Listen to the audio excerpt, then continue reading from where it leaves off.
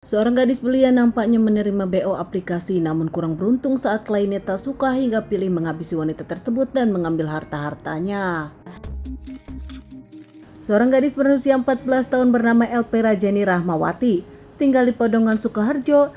Dirinya ternyata masih siswa SMP.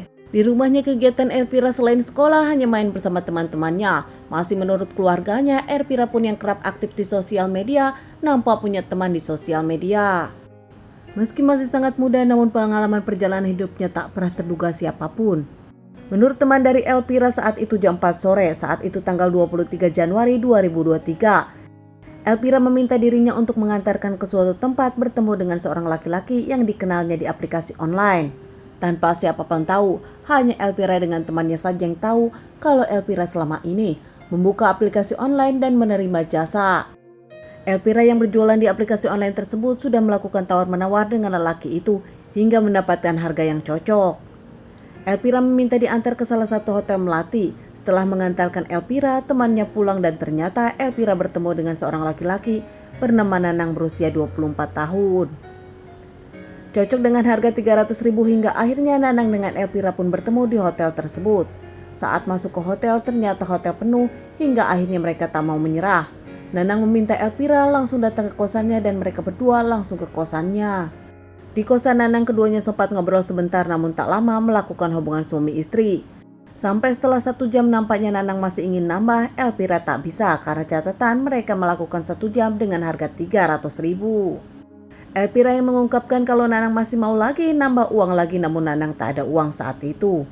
Hingga akhirnya Nanang pun kecewa dan sakit hati kepada Elpira. Merasa dipermainkan Elpira, Nanang pun ingin menghabisi Elpira di sana, namun dirinya tak ingin menghabisi Elpira di kos-kosan. Hingga akhirnya Nanang pun memutar otak bahkan membawa senjata tajam untuk menghabisi Elpira di luar. Saat Elpira hendak pulang saat itu, Nanang pun menawarkan mengantarkan Elpira pulang. Elpira diantarkan Nanang namun nampaknya bukan ke rumah Elpira, melainkan Nanang membawa Elpira ke lahan kosong yang sepi.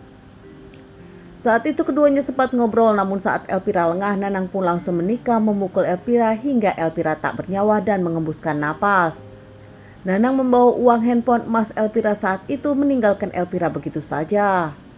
Teman Elpira yang nampaknya kebingungan karena Elpira tak ada kabar di telepon tadi angkat bahkan deg-degan takut dipanggil orang tuanya.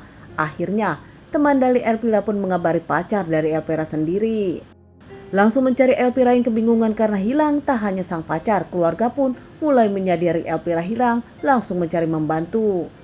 Sang pacar lalu ingat karena terakhir Elpira dengan dirinya berbagi share location di handphone, hingga akhirnya menemukan Elpira sudah tak bernyawa di lahan kosong tersebut. Pihak dari keluarga dengan sang pacar Elpira pun langsung melaporkan kepada pihak kepolisian.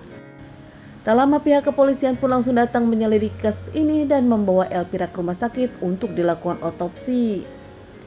Dari hasil otopsi sendiri menjelaskan kalau Elpira mendapatkan berapa banyak pukulan benda tumpul dan juga ada tikaman. Sehingga hasil dari Elpira mengembuskan napas adalah kehilangan banyak cairan. Usai dilakukan otopsi, jasad Elpira pun dikembalikan ke keluarganya untuk dilakukan pemakaman. Sementara pihak kepolisian terus menyelidiki kasus ini dan mencari sinyal terakhir handphone dari Elpira. Pihak kepolisian pun menginterogasi sahabat keluarga dari Elpira. Setelah itu pihak kepolisian berhasil mengamankan Nanang di kosannya sendiri tanpa perlawanan. Nanang pun akhirnya mengakui kalau dirinya pelakunya dengan motif sakit hati kepada Elpira. Karena 1 jam menyewa Elpira namun tak memuaskan Nanang hingga akhirnya Nanang pun sakit hati. Meski pihak kepolisian mendapatkan pernyataan dari Nanang tersebut namun diragukan. Karena saat itu setelah Nanang menghabisi Elpira, Nanang pun mengambil harta-harta dari Elpira. Pihak kepolisian yakin kalau semua motifnya adalah karena Nanang ingin menguasai harta benda Elpira. Nanang sendiri diamankan pihak kepolisian dan menjalani beberapa kali persidangan hingga mendapatkan hukuman 15 tahun penjara. Keluarga dari Elpira sendiri kaget dan tak menyangka kalau selama ini Elpira punya kegiatan yang menakutkan di belakang keluarganya. Bahkan keluarga pun tak tahu kalau selama ini Elpira punya uang di belakang keluarganya. Kini kehilangan sang anak di usia yang masih muda meninggalkan keluarga untuk selamanya.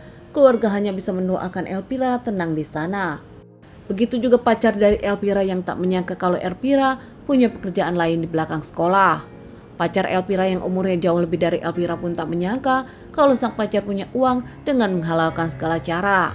Kini memaafkan Elvira, sang pacar pun menginginkan Elvira tenang dan diampuni semua dosa dan kesalahannya.